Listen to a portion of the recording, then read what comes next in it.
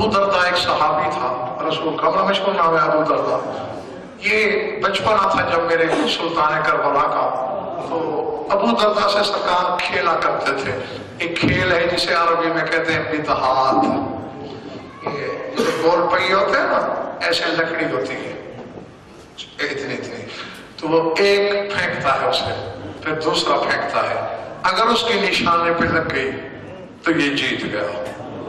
اب جیتنے والے کو یہ حق ہوتا ہے کہ وہ ہارنے والے کے کندھے پہ سواری کرے، اور کبھی اگر ابودرداء کی بدہات پہنچ جاتی وہاں، وہ کہتا جی اٹھائیے مجھے، حسین کے صحیفہ رخسار پہ سرخی آ جاتی، اس جسم پہ سواری کرے گا جو رسول پہ سوار ہوا۔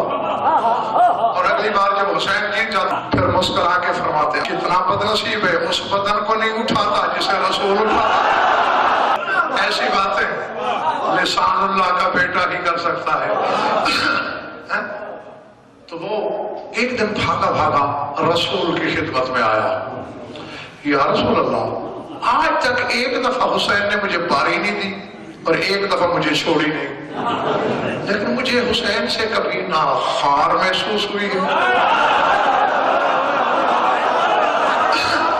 کبھی میرے دل میں کھٹکا آیا، وجہ کیا ہے؟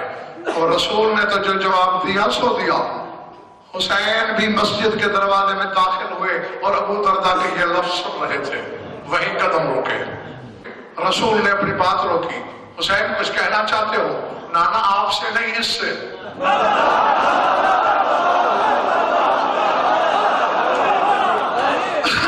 کیا کہنا ہے کہو؟